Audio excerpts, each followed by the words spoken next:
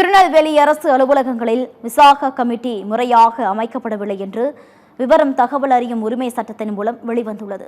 கள விவரங்களை எமது செய்தியாளர் வனராசங்கர் வழங்குகிறார். போக்சோ வழக்குகள், பெண்களுக்கு எதிரான வன்கொடுமைகள் பல்கி பெருகி வரும் இன்றைய சூழ்நிலையில் அரசு அலுவலகங்களில் பார்த்தீர்கள் என்றால் திருநெல்வேலி மாவட்டத்தை பொறுத்தவரை 187 அரசு துறைகள் திருநெல்வேலி மாவட்ட ஆட்சியருக்கு கீழே இயங்குகின்றன. இதில் பார்த்தீர்கள் என்றால் குறிப்பாக பெண்களுக்கு எதிரான பாலியல் துன்புறுத்தலை தடுப்பதற்கும் அதற்கு தடை விதிப்பதற்கும் மற்றும் அதற்குரிய தீர்வினை எட்டுவதற்காக அனைத்து அரசு துறைகளிலுமேயே இந்த விசாகா கமிட்டி அமைக்கப்பட்டிருக்க வேண்டும். திருநெல்வேலியின் முன்னணி வழக்கறிஞர் திரு பிரம்மா இது குறித்து ஒரு தகவல் அறியும் உரிமை சட்டத்தில் திருநெல்வேலி மாவட்ட ஆட்சியரிடம் கேட்கிறார். எத்தனை துறைகளில் இந்த விசாகா கமிட்டி அமைக்கப்பட்டிருக்கிறது என்று அதிர்ச்சி தரும் தகவல்கள் அந்த தகவல் அறியும் உரிமை சட்டத்தில் தற்போது வெளியாகி உள்ளது. கிட்டத்தட்ட 187 துறைகளில் பார்த்தீர்கள் என்றால் நேயர்களே 87 துறைகளில் பெண்களுக்கான இந்த பாதுகாப்பு உரிமையை வலுப்படுத்தும் விசாகா கமிட்டி அமைக்கப்படவே இல்லை என்பதுதான் இந்த தகவல் அறியும் உரிமை சட்டத்தின் அடிப்படையில் இன்று வெளியாகி தமிழகம் முழுவதுமே மிகப்பெரிய பரபரப்பினை ஏற்படுத்தி இருக்கிறது. இது குறித்த விரிவான விவரங்களை நம்மிடம் தெரிவிப்பதற்காக திருநெல்வேலியின் முன்னணி வழக்கறிஞர் திரு பிரம்மா நம்முடன் இருக்கிறார்.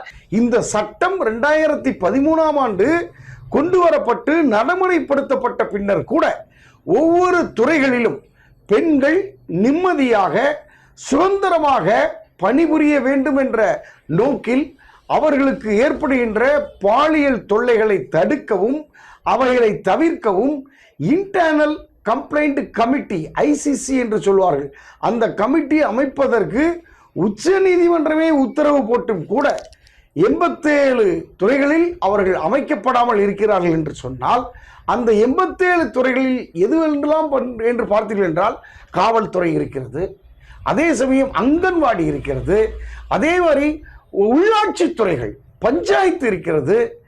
இங்கு எல்லாம் தூய்மை பணியாளர்கள் போன்ற பெண்கள் அதிகமாக அங்கன்வாடியிலெல்லாம் அதிகமாக பெண்கள் பணியாற்றக்கூடிய இடங்களில் இவர்கள் அந்த விசாகா கமிட்டியை அமைக்கவில்லை என்பதுதான் மிகவும் வருந்தத்தக்க செய்தியாக இருக்கிறது.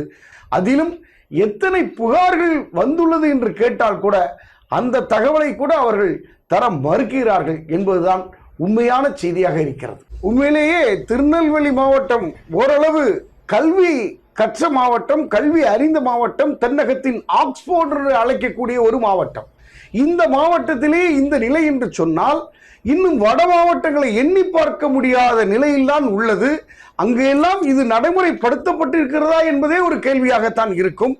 ஆனால் இந்த நிலை தொடரக்கூடாது.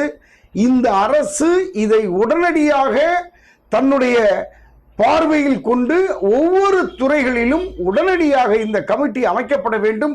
பெண்களுக்கு ஏற்படுகின்ற தொல்லைகள், பாலியல் தொல்லைகளை உடனே தடுத்து நிறுத்துவதற்கு இந்த கமிட்டியை ஊக்கப்படுத்த வேண்டும். இந்த கமிட்டியின் மூலம் துரித நடவடிக்கை எடுத்தால் மட்டுமே எதிர்காலத்தில் உள்ள நிலைகள், பெண்கள் சுதந்திரமாக பணிபுரியக்கூடிய நிலைகள் ஏற்படும் என்பதுதான் எனது பார்வை.